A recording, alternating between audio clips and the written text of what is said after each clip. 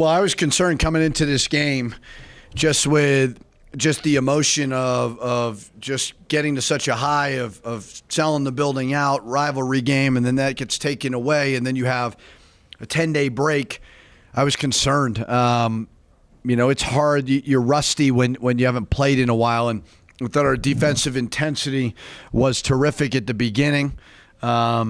We responded much better offensively in the second half. Donovan Dent obviously was terrific passing the ball. We wanted to go inside to Morris. He was obviously very, very effective. So it was a good win. It was good to be back in this building. I was, like I said, I was concerned coming into it. I thought the emotion would be a little bit hard, and we had to sustain it for 40 minutes. It was good to get some guys some rest because we got 2 more games. And I thought Donovan Dent obviously just showed an ability to pass the ball at a high level, so it was good to get him some minutes. I mean, you talked about adversity, not knowing how this team's going to handle it, but talk about the focus of this team to come in, have a great start, especially after all. I know they weren't involved, but I mean, it was a big ordeal into how they responded tonight. Yeah, I mean, obviously what happened was bigger than basketball, and that's life. And it's just so very, very difficult for everybody. But basketball specific, that was a huge curveball. And we needed to be very mature over the week to get better, which I thought we did, to stay fresh because we got 2 more games in a row coming up.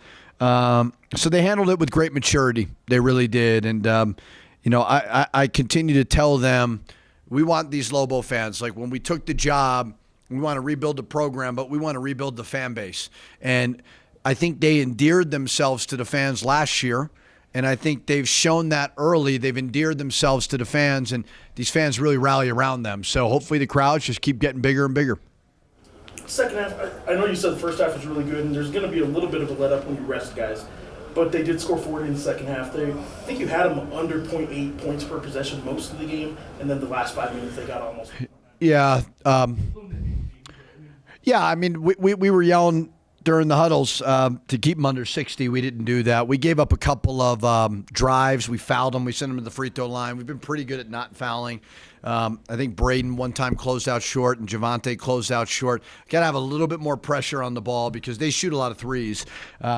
So, no, it was we've talked about, obviously, we want to win and we want to play really, really well, but our defensive efficiency numbers, as the season goes on, it'll all even out a little bit, but those got to improve. And I think they'll get better tonight. We kept them under 37, but we did let our foot off the gas a little bit. We got to be able to, if we sub, no let up.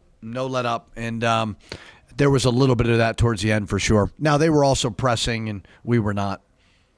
You guys did off the bench, too. I don't know what the bench points were, but 25 off the bench. So, you get led by Jenkins 10, but Donovan at 9, too. If you're getting 25 off the bench, I would think you're going to be pretty happy with that most nights. Yeah, we go into halftime with a 21-point lead. Steve said that's the biggest lead you had at halftime in 5 years, which is crazy to me. So we were able to build a lead. They kind of counterpunched a little bit in the second half. I thought to be able to get Donovan 24 minutes is great. KJ's been pretty efficient and effective too, although we go a little bit smaller when we put him in. He's been pretty solid. And I thought Javante played a great game. 9 rebounds was terrific. So we were plus 13 in the rebounding column, which we haven't been this year. Jacksonville State just came off a really good win, so they were very confident. And I thought we just controlled the game for a lot of it. And you have to be able to sub. Even Sebastian, I thought, gave us some good minutes. He just got a little bit tired. I think he wanted to sub out and go watch the World Cup or something. Swing's not that. Yeah, well, he still talks about it way too much. It's back-to-back 7 assists, 1 turnover games for Donovan. What have you seen him develop as the season's gone along and the chemistry he's built with the inside guy? Well, I think that Donovan can learn a lot from Mash and House as it pertains to just playing so hard all the time. All freshmen, they don't know how to play hard. They just don't.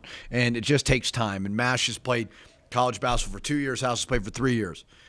But Mash and House can learn from Donovan on how to read ball screens and to get guys shots. Mash and House tend to try to score off of ball screens.